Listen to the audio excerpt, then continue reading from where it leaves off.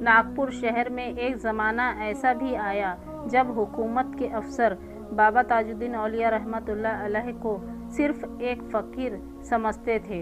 उन्हीं में से एक था अंग्रेज़ हुकूमत का सख्त अफसर मेजर विलियम। अफसर की घमंड भरी नज़रें मेजर विलियम को शिकायत मिली, एक फ़कीर लोगों को जमा करता है, अजीब सी बातें करता है, शहर का माहौल बिगाड़ता है। मेजर ने बिना तहकीक करे हुक्म दिया, इसे गिरफ्तार कर लो। सिपाही बाबा ताजुद्दीन औलिया रहमतुल्लाह अलैह को पकड़ कर लाए। बाबा खामोश थे, न कोई विरोध न कोई सफाई। मेजर ने ताना मारा, तुम खुद को वली समझते हो? बाबा धीरे से कहा, वली वो नहीं जो खुद को कहे, वली वो है जिसे अल्लाह पहचान ले। उसी रात मेजर विलियम के बंगले में अचानक अंधेरा छा गया, लैंप बुझ गए, घोड़े बिदकने लगे, हवा अजीब तरह से चलने लगी। मेजर ने खिड़की में देखा, उसे हर तरफ सिर्फ एक ही चेहरा नजर आया, वो था हुजूर बाबा ताजुद्दीन औलिया रहमतुल्लाह अलैह का। मेजर चीख उठा। डॉक्टर बुलाए गए लेकिन डर खत्म नहीं हुआ। हर जगह वही आवाज़ गूंजती रही, जिसे बेवजह कैद किया है उसे आज़ाद कर दो। सुबह होते ही मेजर बदहवास हालत में कांपते हुए हाथ जोड़कर बोला, इस फ़कीर को अभी आज़ाद करो।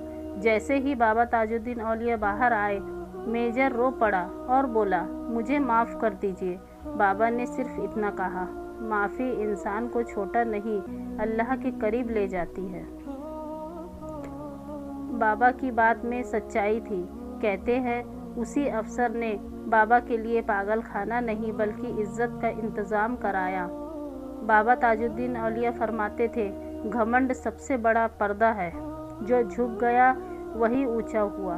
अल्लाह अपने वलियों की हिफाजत खुद करता है। जो बाबा ताजुद्दीन औलिया रहमतुल्लाह अलैह को पागल समझते थे, वक्त ने उन्हें वली साबित कर दिया। नाजरीन, और ये रही हमारी दूसरी वाक़ियात की तफसील। नागपुर शहर में एक अमीर सेठ रहता था। दौलत की कोई कमी नहीं थी, बड़े मकान, दुकान, नौकर चाकर। लेकिन एक कमी थी, वो थी औलाद की कमी। सालों से दुआ कर रहा था, मंदिर भी गया, दरगाह भी गया, हकीम भी बदले, डॉक्टर भी, पर गोद अभी तक सुनी थी। एक रात सेठ दरगाह के पास से गुजर रहे थे कि देखा सड़क किनारे एक फ़कीर मट्टी में बैठे हुए हैं, फटे कपड़े और बिखरे बाल। लोग उन्हें पागल कह रहे हैं। ये थे हमारे हज़रत बाबा ताजुद्दीन औलिया रहमतुल्लाह अलैह। सेठ ने मन ही मन में सोचा, मुझ जैसे दुखी आदमी को ये फ़कीर क्या दे सकता है। सेठ के हाथों में खाना था, दिल पसीज गया। उसने बाबा के सामने वो खाना को रख दिया। बाबा ने खाना खा लिया, आंखें बंद की और धीरे से फरमाया, खाली हाथ आया है, भरा हुआ लौटेगा। सेठ को बात समझ में नहीं आई। उसी रात सेठ ने एक ख्वाब देखा। एक नूरानी बच्चा मुस्कुराता हुआ उसके घर पर आ रहा है और कह रहा है, सब्र का फल मीठा होता है। सेठ की आंखें खुली तो दिल कांप गया। कुछ महीने बाद डॉक्टर ने खुशखबरी दी। सेठ की बीवी उम्मीद से थी। सेठ दौड़ता हुआ बाबा ताजुद्दीन औलिया रहमतुल्लाह अलैह के पास आया और रोते हुए बोला, बाबा ये सब आपकी दुआ का असर है। बाबा मुस्कुराए, मेरी दुआ नहीं, ये सब्र कबूल हो गया।